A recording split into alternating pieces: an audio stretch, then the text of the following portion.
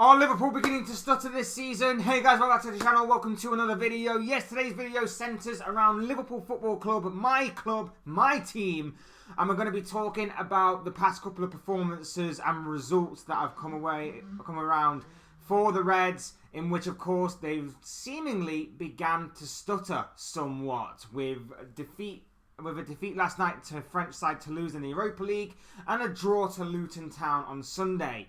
I don't want to be overly reactionary. I'm not just throwing this out there for the sake of throwing this out there. I genuinely have some growing concerns about this Liverpool team. Why they're not quite there yet. We're going to be talking about certain players, certain performances, certain results.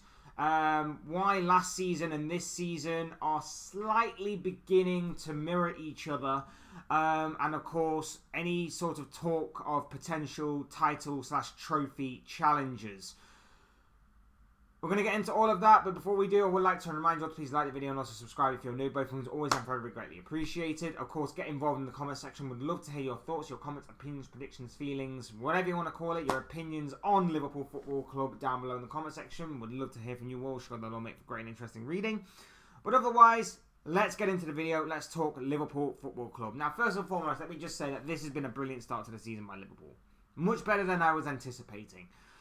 Going into the campaign, I didn't have that high expectations, at least not at the beginning. I still would have thought we would have finished in the top four, but I thought it would be a bit of a struggle. And so far, it's proven that, obviously, with a few other teams doing really well as well, we're in amongst the mix as of right now. We were starting to shift through the gears.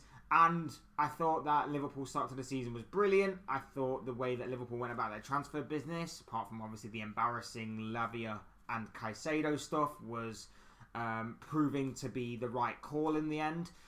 And I thought Jurgen Klopp deserved a lot more credit than what he was getting. A lot of people were questioning whether Klopp could actually rebuild a second team, and I think for the most part he's proved his doubters wrong as of right now.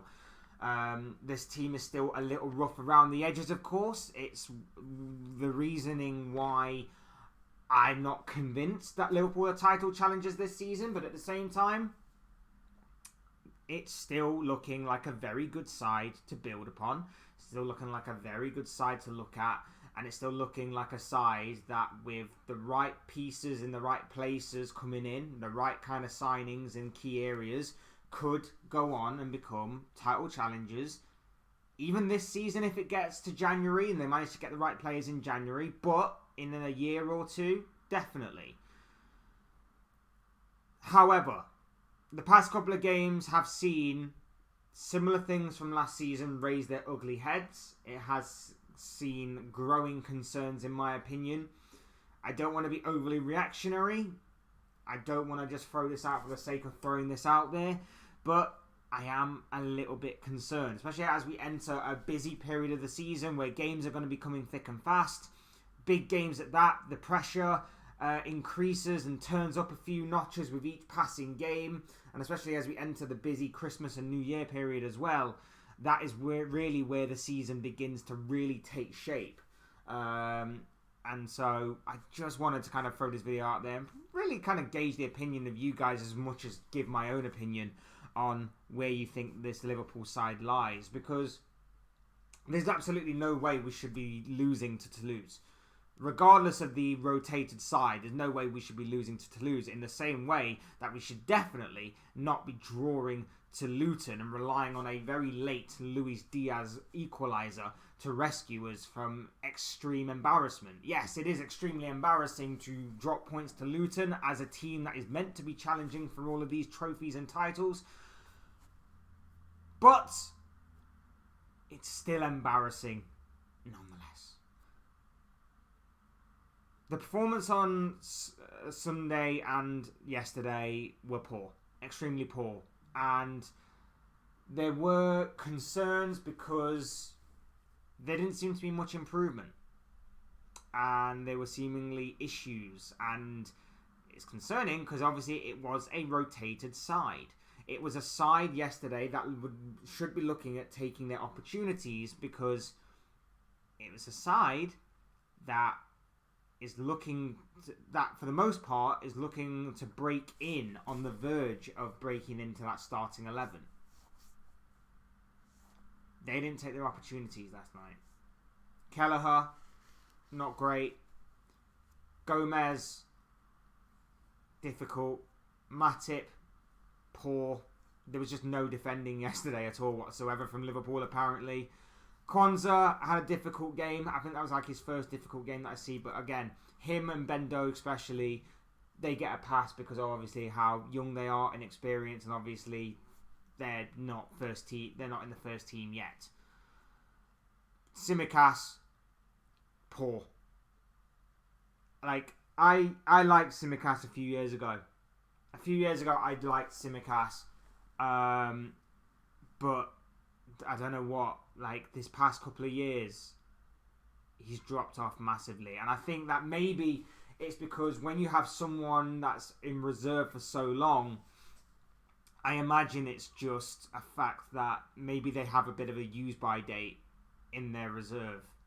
Like he's been back up to Andy Robertson for so long that I just think his use-by date has been served, and I think that he needs to move on. Not just for the good of Liverpool, but maybe for the good of his career as well.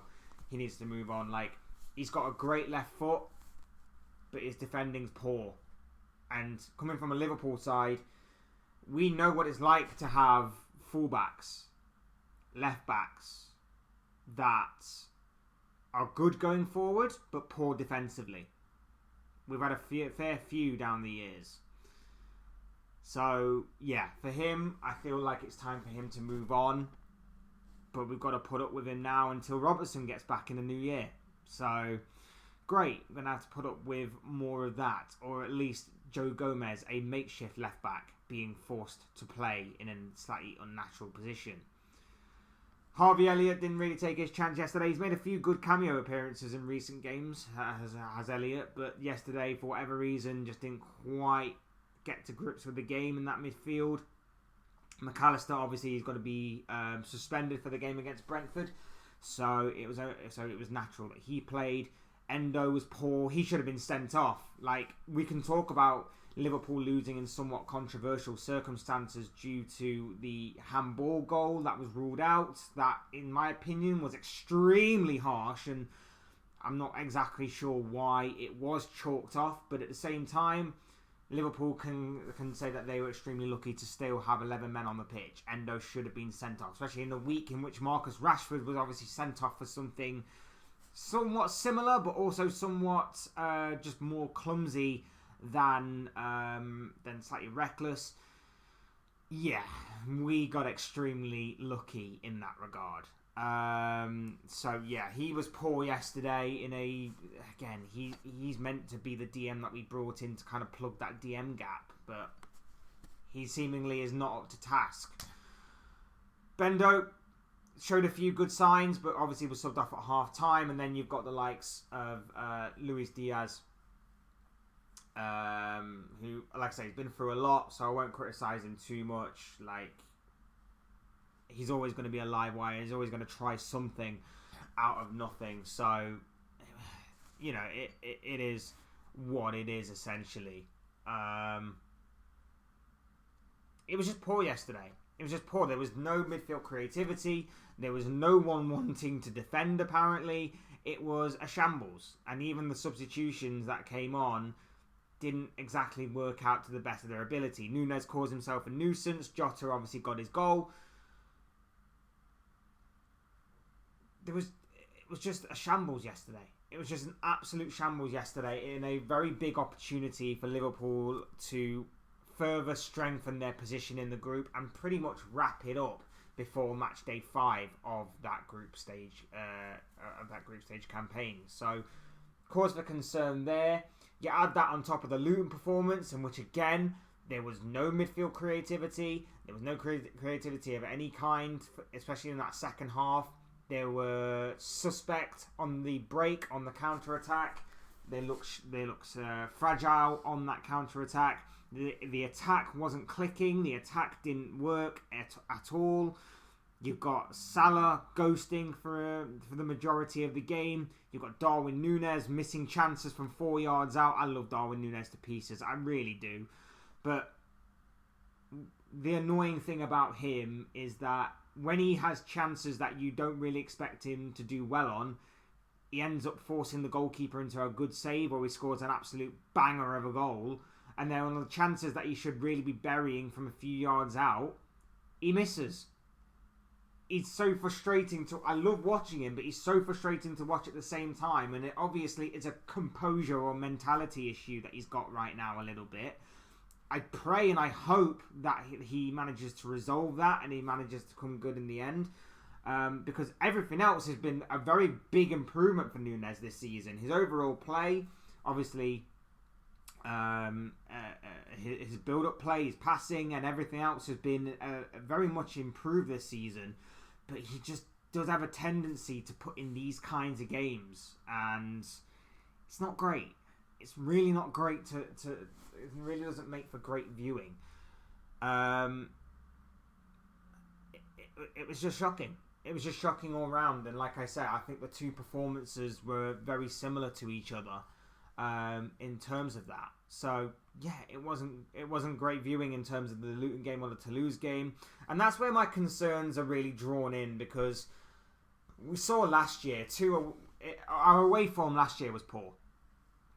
And this season, it's been better to start the season off with. But in the past 5 games, we've only won 1. We've only won 1 of our last 5 away games. And, you know, losing to Toulouse, drawing to Luton, it's not great. We should be winning them games, especially if we're aspiring to be trophy and title winners. Again, it may be over-exaggerated, it may be overhyped, the issues that Liverpool have, but they are growing concerns. Last season, the away form was poor. This season, it's been better, but in our last 5 games, we've only won 1 away from home in our last 5.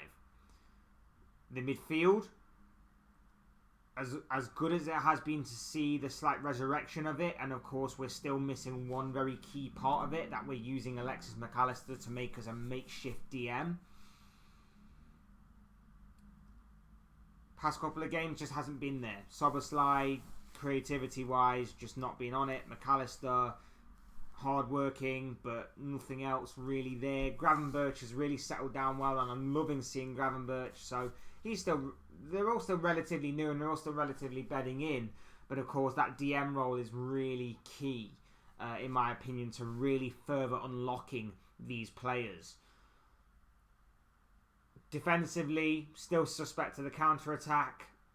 The left-back and right-back situations, it's, again, still concerning me a little bit to an extent. And especially with obviously not having a DM there, it's not really helping things either. I think a DM unlocks this team further, unlocks Trent Alexander-Arnold more, it unlocks Szoboszlai more, it unlocks McAllister definitely into a more advanced role, which is what he wants to play. That for me is the major overall concern. But in terms of losing Jules, that's the concern of everyone. You can't be losing your Jules in the middle of the pitch. You can't be losing that midfield battle. Concerns with defence, the concerns with midfield, even concerns with attack, which I always say is Liverpool's major strength. The fact that that's been off key for the past couple of games has been unacceptable, has been very poor. And I think a large part of why this team has faltered a little bit in the past couple of games has been due to the rotation. Carabao Cup and Europa League games have seen Liverpool rotate heavily in those games. And, you know, rotation is needed. But I feel like the constant chopping and changing maybe has interrupted the flow of the team a little bit. They still should have enough about them to win these types of games, don't get me wrong, but I still feel like you need a bit of consistency with it, and I feel like there's been too much chopping and changing at Liverpool in those games. So, there are definitely causes for concern. There are definitely issues there for Jurgen Klopp to address. Like I say, certain players are not filling with much hope going forward. You know, I have complete faith in Darwin Núñez that he's going to be that consistent monster that I imagine him to be.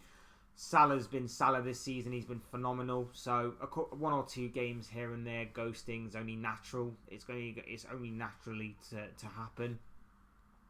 Diaz, hopefully now that obviously his personal matters have been somewhat put to rest, hopefully he's going to be back and fully on it again. The midfield, I'm hoping, still manages to gel well. Trent, I'm hoping, goes into a more advanced midfield role, more creative free role. And Van Dijk this season, missing him massively yesterday. But at the same time, he's been very much not back to his complete best, because I don't think he'll ever reach that level again. But even on the performances that he's done this season, he's still one of the best in the league. So I think he's been brilliant this season. Alisson's been Alisson Becker, the best goalkeeper in the world. So I've got no concerns with him. But I'm just sort of worried about the away form again. I am slightly worried about the midfield.